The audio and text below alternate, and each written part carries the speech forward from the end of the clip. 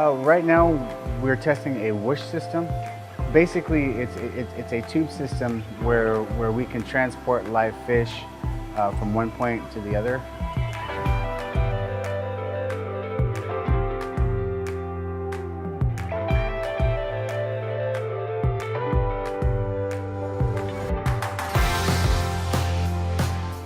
Reclamation made a commitment to the Yakima Nation and to the state of Washington to look at and investigate fish passage at all our reservoirs. You know, that commitment now has been brought in as part of the Yakima River Basin Integrated Water Resource Management Plan called the Integrated Plan, which has 7 components to address a holistic approach to the Yakima River Basin. Part of those 7 components is reservoir fish passage. As an example, a helix fish passage structure is being constructed at the Cle Elum Dam to get juvenile fish out of the reservoir and down to the river below. This type of system that we're testing here at Rosa today is an innovative way to possibly get adult fish back into Cle Elum Reservoir. See, the Yakima Nation and the Bureau of Reclamation have been partners, so we're actually running the tests for them to see how it works and so then they can incorporate it into Cle Elum Dam. The Yakima Nation has this great fisheries program where they'll be able to document the survival of these adult fish that are using the Whooshh system, the survival of the eggs that these adults produce, and the survival of the juveniles. If the Yakima Nation's test this year and this system proved to be positive, next year Reclamation's plan is to test this tube-type system at the Cle Elum Dam.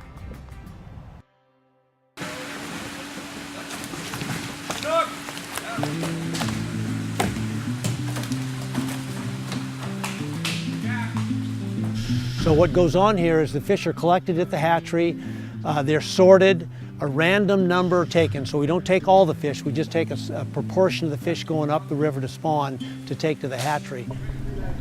Well, when the fish come in, we put them in anesthetic and then we collect the bioinformation off of each individual fish and then send it off.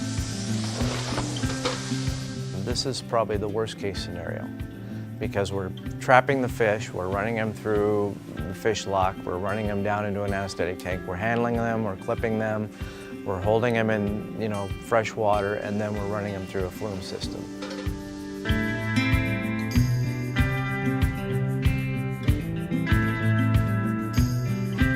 And so if the fish survive this, they'll survive going over the dam. Using the Whooshh system, it'll remove us having to handle the fish and move them where we want to move them. They'll actually do it themselves. They'll swim up a denial system into the Whooshh and then get relocated to a higher point. So the Whooshh tubes work on the principle of pressure differentials, which is a fancy way of saying we push harder on one side of the fish than the other. So we introduce a little bit of airflow behind the fish and we gently push them along the entire length of the tube. And when the material is wet, when a fish is sliding in the tube, it's basically frictionless, which is what allows us to transport the fish so gently with very little pressure.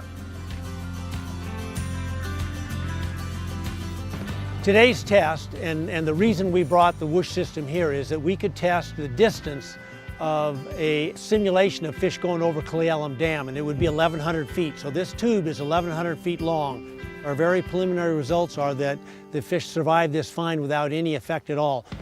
This is new technology that is looking to improve on fish passage. To put a ladder in Cle Elum Dam would probably be about $50 to $60 million.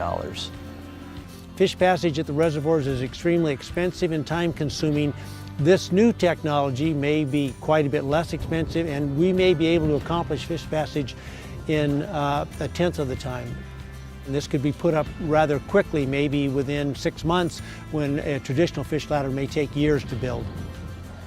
With Reclamation's commitment to investigate fish passage in the Yakima system and the addition of the integrated plan, we've got to find a way that is cost-effective, efficient, safe for fish, and something we can do in a timely manner.